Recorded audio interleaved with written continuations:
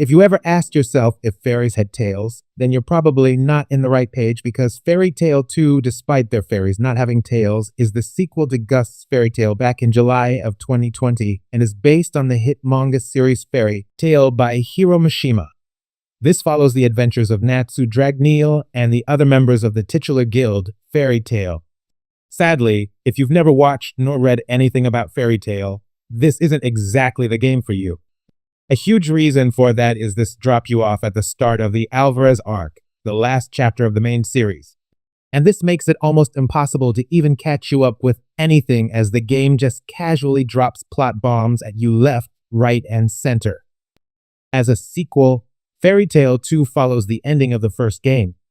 Now, this doesn't exactly give you the whole rundown of everything that has happened towards its lifetime, but that's at least a good starting point if you ever want to start this adventure without ever touching the manga nor its anime adaptation.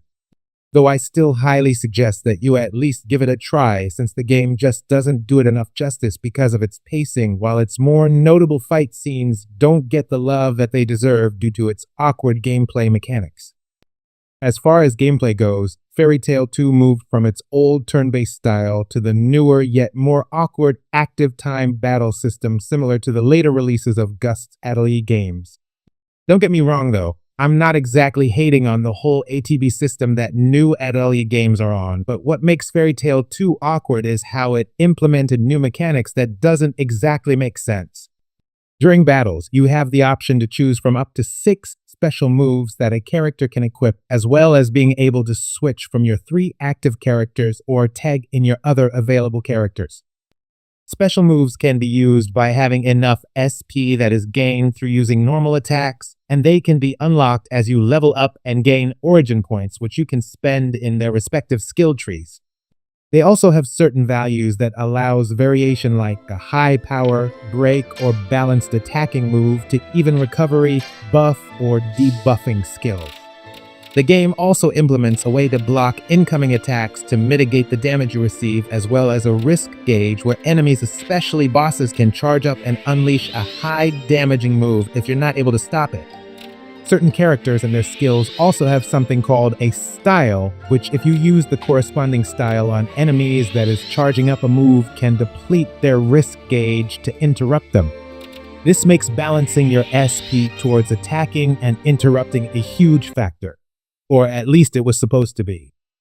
But what makes battles somewhat awkward is its lack of balance. Characters that have skills which have high breaking capabilities can pretty much just save SP before unleashing a barrage of continuous skills to break them. Once broken, you can just save SP until they recover from break and repeat the process until they're defeated. This makes for such anticlimactic fights unlike what you'd normally expect from its source material as a battle manga. It's such a shame since it could have at least made it fun instead of just a button-mashing disaster. Meanwhile, exploration and the world that Fairy Tail 2 does have some things worth noting, despite Gust taking a lot of liberties to change and simplify its world. The town of Magnolia, for example, couldn't even pass to be called a town, as a lot of its areas have mostly been cut out.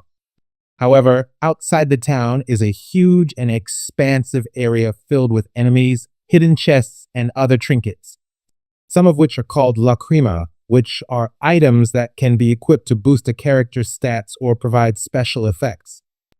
There's also quite a couple of neat little landmarks and campfires that you can use for fast travel, as well as a way to just ease up with the game's hectic main plot. While resting in a campfire, you can view skits in the Fairy Tail Diaries, which can be unlocked when certain conditions are met, and these are neat little interactions with characters that doesn't particularly have much to do with the story, but it's a nice addition nonetheless. It provides a nice break from the main story's heavy blows and unrelentless barrage of plot development. Visually, the game also looks really good. The characters look spot on with a ton detail, and their animations are as fluid as Mira Jane and Lucy's jiggle physics.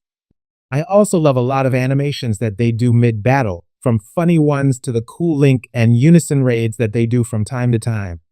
The Exceed trio is one of those that I just couldn't help but laugh at as they dance around a fish before healing my entire party. It's just sad that you don't really have a huge roster to play around, and some unison raids don't really offer any unique interactions. Not to mention that enemies in the overworld are often overused and lacks variety. Overall, Fairy Tail 2 could have been a great game. It had a great source to tell a story, which a lot of the time they deliver. As a fan of the series, I enjoyed revisiting the story, but its lack of polish with its combat made it somewhat disheartening, as I was just simply mashing buttons instead of having fun with it. Fairy Tail Diaries is the only thing that kind of makes it somewhat worth it compared to just rewatching the whole anime a third time. So sadly, I find it very hard to recommend this game when plot pacing and terrible game mechanics can just ruin the whole experience. And for everything else gaming, choose Envision. A community built by gamers.